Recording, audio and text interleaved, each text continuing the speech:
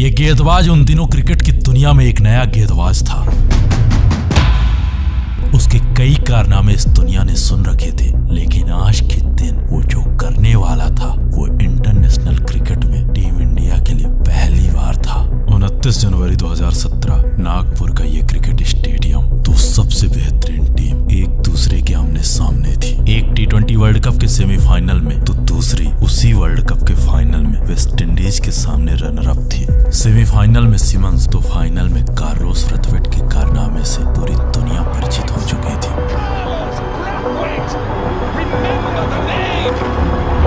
The West Indies have upset India and they win by 7 wickets to advance. नमस्कार, आप देख रहे हैं द डॉक्यूमेंट्री का special episode the rise of Bumrah's kingdom.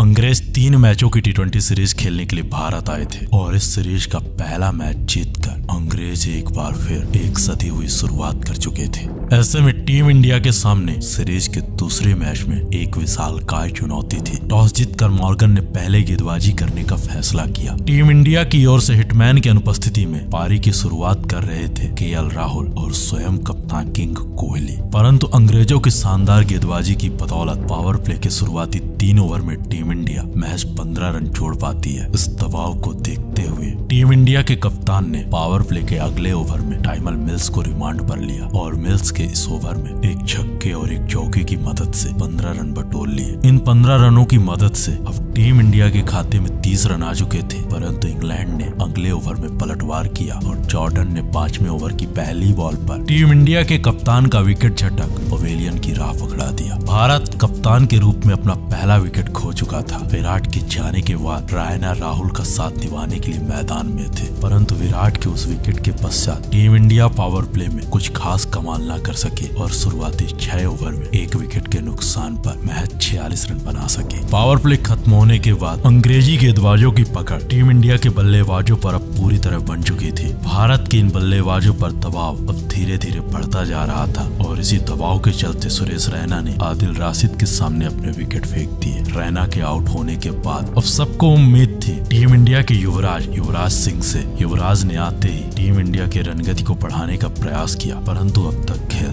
10 over के पार पहुंच चुका था। शुरुआती 60 गेंदों को खेलकर टीम इंडिया अंग्रेजों के सामने महज 67 रन बना पाती है। ऐसे में टीम इंडिया को सर्वाधिक उम्मीद थी युवराज सिंह और KL राहुल से, परंतु 11वें ओवर में एक बार फिर से टीम इंडिया की उम्मीदों में पानी फिर गया जब टीम इंडिया युवराज सिंह के रूप में अपना अगला विकेट खो देती है। युवराज के बाद अब टीम इंडिया के लिए मैदान में थे मनीष पांडे ने आते ही डॉसन को एक बड़ा शॉट लगाया। एक छोर से KL राहुल टीम इंडिया को संभाल कर रखे हुए थे, तो वहीं दूसरे छोर से टीम इंडिया लगातार संघर्ष कर रही थी। अब 13 ओवर का खेल खत्म हो चुका था। 13 ओवर में टीम इंडिया 3 विकेट के नुकसान पर 93 रन बना चुकी थी। अब यहाँ से अगली 42 गेंदों का खेल बाकी था और ऐसे में आवश्यकता थी कुछ विस्फोटक ताबड़तोड़ बल्लेबाजी की। इसी बल्लेबाजी के प्रयास में KL राहुल ने 14वें ओवर में आदिल राशिद को 2 चौके जड़कर टीम इंडिया के रन रेट को बढ़ाने का प्रयास किया, परंतु दूसरे छोर से मनीष पांडे अंग्रेजी गेंदबाजों के सामने अब बेबस नजर आ रहे थे। देखते ही देखते अब 17 ओवर का खेल खत्म हो चुका था। एक छोर से KL रन बना रहे थे, वही दूसरे छोर से पांडे जी का बल्ला एक रन करके टीम इंडिया के लिए रन जोड़ रहा था। 17 ओवर की समाप्ति तक टीम इंडिया के खाते में 124 रन थे।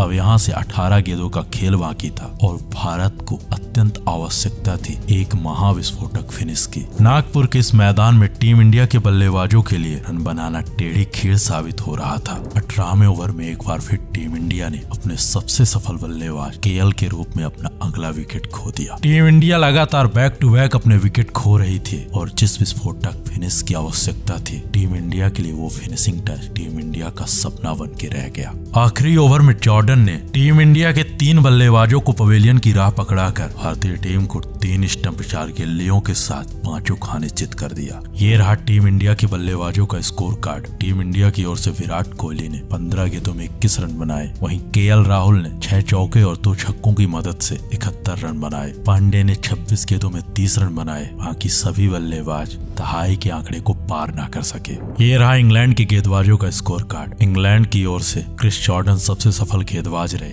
टीम इंडिया इंग्लैंड के सामने 120 गेंदों में 145 रनों का एक लक्ष्य रखती है। ये लक्ष्य अंग्रेजों के इन विस्फोटक बल्लेबाजों के सामने कोई बड़ा लक्ष्य नहीं था, क्योंकि जिस टीम में जॉस बटलर, इयान मॉर्गन, जो रूट, सैम बिलिंग्स जैसे थाकर दिग्गज बल्लेबाज हो, उस टीम के लिए 120 गेंदों में 145 रनों का यह लक्ष्य कोई बड़ा लक्ष्य नहीं था। ऐसे में टीम इंडिया को उम्मीद थी अपने गेंदबाजों से। इंग्लैंड अपने पारी की शुरुआत के लिए जेसन रॉय के साथ सैम को मैदान पर उतार दिया। इन दोनों बल्लेबाजों ने टीम इंडिया के गेंदबाजों को रिमांड पर लिया और बैक टू बैक छक्के चौके चढ़कर मैच 18 गेंदों में 22 रन बना डाले। पहले 3 ओवर में इंग्लैंड के खाते में 22 रन आ चुके थे। ऐसे में टीम इंडिया को आवश्यकता थी अपने गेंदबाजों से एक भयंकर पलटवार की, और इसी पलटवार की उम्मीद में किंग विराट ने बॉल आशीष नेहरा को थमाई। नेहरा ने आते ही अपने आशीष से इंग्लैंड के 2 बल्लेबाजों को बैक टू बैक आउट कर टीम इंडिया की ओर से पलटवार कर दिया।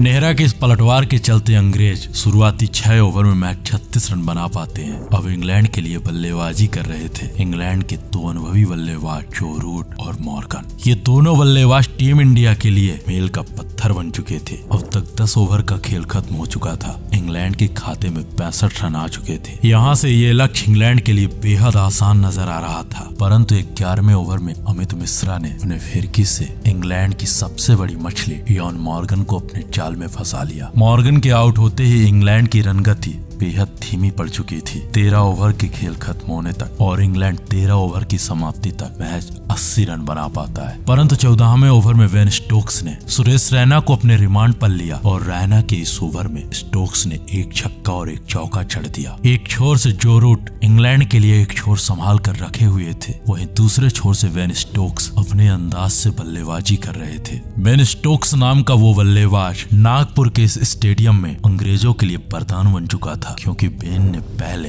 रायना फिर चहल को कूटकर इंग्लैंड को 104 के पार पहुंचा दिया। अब इंग्लैंड को यह मैच जीतने के लिए यहाँ से 30 गेंदों में 41 रनों की आवश्यकता थी। क्रिकेट के दिग्गज भी मान चुके थे कि ये मैच लगभग इंग्लैंड के पक्ष में है, क्योंकि इंग्लैंड के पास अभी वेन स्टोक्स, जो रूट, जॉस बटलर जैसे दिग्गज बल्लेबाज हैं। परंतु 17वें ओवर में नेहरा ने वेन को आउट कर इंग्लैंड को सबसे बड़ा झटका दिया। वेन के आउट होते ही अब मैदान में आ चुका था महाकाल जॉस बटलर।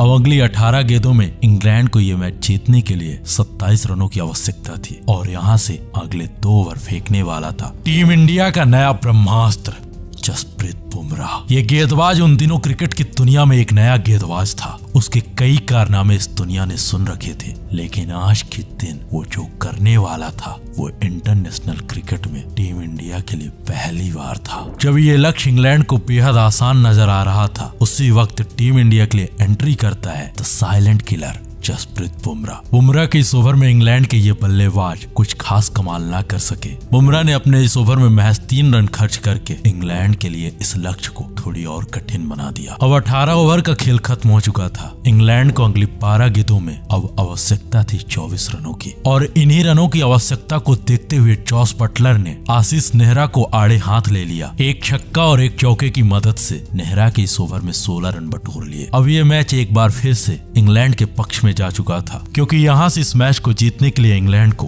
अब 8 रनों की आवश्यकता थी। 20वें ओवर की पहली बॉल और पहली बॉल पर सेट जो रूट बुमराह के सामने चारों खाने चित। दूसरी बॉल पर एक बड़े शॉट के प्रयास में मोइन अली महज 1 रन निकाल पाते हैं। अब यहाँ से ये मैच जीतने के लिए अगली 4 गेंदों में 7 रनों की आवश्यकता थी। अब मेन स्ट्राइक पर थे गेंदबाजों का महाकाल जॉस बटलर। चौथी बॉल पर बुमराह ने बटलर को गुमराह कर 3 स्टंप 2 गिल्लियों के साथ 5 खाने भी घेर दिया। 20वें ओवर की शुरुआती 4 गेंदों में बुमराह ने इंग्लैंड के 2 विकेट निकाल लिए थे। 5वीं बॉल पर इंग्लैंड को एक बार फिर 1 रन मिला। अब यहाँ से आखिरी बॉल पर इंग्लैंड को यह मैच जीतने के लिए आवश्यकता थी 6 रनों की, लेकिन आखिरी बॉल बुमराह ने कुछ इस कदर डॉट निकाल दी। टीम इंडिया के प्रशंसक पूरी तरह हैरान थे, पूरी तरह ये दुनिया हैरान थी। हाउ इट इज पॉसिबल, ये कैसे संभव हो सकता है? जो लक्ष्य, जो मैच टीम इंडिया से दूर जा चुका था, उस मैच, उस सीरीज में टीम इंडिया वापसी कर चुकी थी, और इसकी वजह था सिर्फ और सिर्फ only one man, the Jasprit Bumrah. ये रहा इंग्लैंड के बल्लेबाजों का स्कोर कार्ड। इंग्लैंड की ओर से जो रूट ने 38 गेंदों में 38 रन बनाए, वहीं वेन स्टोक्स ने महज 27 गेंदों में ताबड़तोड़ 38 रन पीट दिए। वहीं टीम इंडिया की ओर से सबसे सफल गेंदबाज रहे आशीष नेहरा। नेहरा ने 4 ओवर में 28 रन खर्च करके 3 विकेट निकाले